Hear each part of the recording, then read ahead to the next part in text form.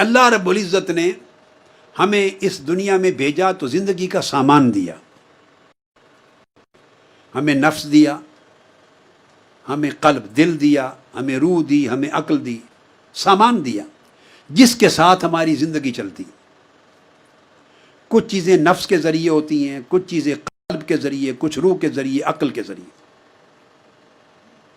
جسم آیا تو جسم تو خاک میں چلا جائے گا، باقی چیزیں اللہ کے ہاں چلی جائیں گی۔ جب آپ قبر میں رکھیں گے میت کو تو جسم خاک سے آیا تھا اور خاک میں چلا جائے گا، مل کے گھل کے ختم ہو جائے گا۔ روح اللہ کی طرف سے آئی تھی، اللہ کی طرف جانی۔ آپ ایک روح پر ہی کنسنٹریٹ کر لیں نا تاکہ آپ کو سمجھنا آسان ہو جائے۔ جسم اور روح دو چیزیں ہیں۔ جسم آپ آنکھوں سے دیکھتے ہیں، آپ مٹی میں رکھ آتے ہیں، مٹی میں مٹی ہو جاتا ہے، ایک عرصے کے بعد ختم ہو جاتا ہے، خاک بن جاتا ہے۔ روح نہیں خاک ہوتی، روح اللہ کے ہاں چلی جاتی۔ تقویٰ کا معنی یہ ہے کہ اللہ رب العزت چاہتا ہے میرے بندے، جب میں نے تجھے دنیا میں بھیجا تو نفخت فیہ من روحی، میں نے اپنی طرف سے روح دی تھی، تمہارے اندر روح پھونکی تھی، میں نے تمہیں روح دی۔ تقویٰ یہ ہے کہ جو جس حال میں میں نے تمہیں روح دی اسے حال میں مجھے واپس لوٹا۔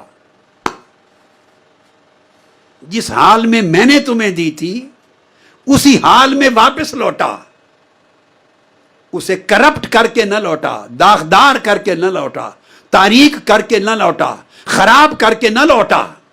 جس طرح روشن، منور، مزین، پاکیزہ، طاقتور میرا ذکر کرتی، چمکتی دمکتی روح میں نے تیرے اندر ڈالی تھی، میرا سامان یعنی میری روح جو تجھے دی، مجھے جب تو لوٹائے تو اسی حال میں لوٹا جس حال میں نے تجھے دی تھی۔ جو بندہ اس روح کے اس حال کو اسی طرح برقرار رکھے جس حال میں اللہ سے لی تھی، اسی حال میں پلٹائے، یہ روح تقویٰ ہے، یہ تقویٰ ہے۔ اب اس کی مثال دیتا ہوں۔ آپ ٹیکسی لے آتے ہیں، کار لے آتے ہیں کسی دکان سے کرائے پر، تو جس سے لاتے ہیں قاعدہ کلیہ ہے کہ نہیں کہ اسی حال میں واپس لوٹائیں؟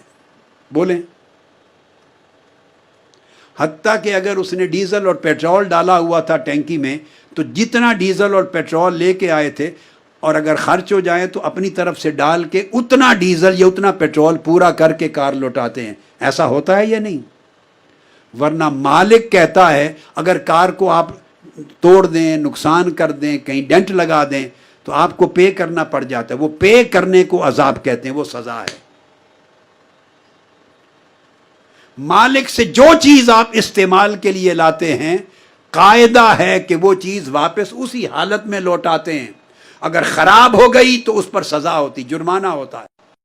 اس طرح بندے، اللہ نے آپ کو عقل دی پاکیزہ جوہر کے طور پر، اور اگر وہ کرپٹ کر دی، آپ نے خواہش کر دی، منفی کر دی، اس کو مکار بنا دیا، عیار بنا دیا، اس کو بے ایمان بنا دیا، کرپٹ کر دیا، اللہ قبول نہیں کرے گا۔ فرمایا میں نے یہ عقل تو نہیں دی تھی، مجھے اس حال میں پاکیزہ عقل لوٹا، جس حال میں پاکیزہ روح دی تھی اسی حال میں لوٹا، جس حال میں نفس دیا تھا اسی حال میں لوٹا، جیسا دل دیا تھا اسی طرح روشن دل واپس لوٹا۔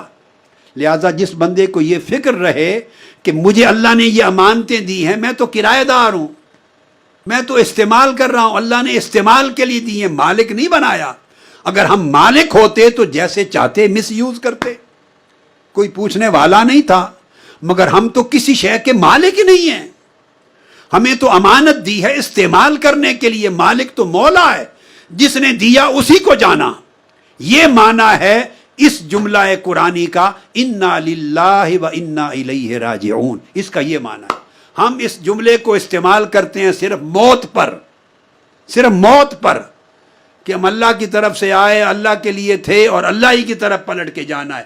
ہم نے استعمال موت کے ساتھ کر دیا ہے، نہیں، اگر موت سے نکال کر اس کو زندگی پر استعمال کر دیں تو تقویٰ نصیب ہو جائے۔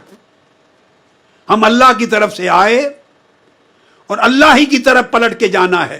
چونکہ اللہ کی طرف پلٹ کے جانا ہے تو ہر چیز کو اللہ دیکھے گا، اے بندے میں نے آنکھیں تمہیں دی تھی، آنکھیں کیسے استعمال کی، کان کیسے استعمال کیے، دل کو کیسے رکھا، نفس کو کیسے رکھا، عقل کو کیسے رکھا، ظاہر و باطن کو کیسے رکھا، مالک کو ہر چیز جانی ہے۔ لہٰذا اس دنیا میں استعمال کرتے ہوئے ہر چیز کا خیال رکھیں کہ اللہ کی ملکیت ہے، اس کو بگڑنے نہ دیں، نہ ظاہر کو نہ باطن کو۔ اگر یہ اس حال پہ برقرار رکھنے کی فکر آ جائے تو اس کو تقویٰ کہتے ہیں۔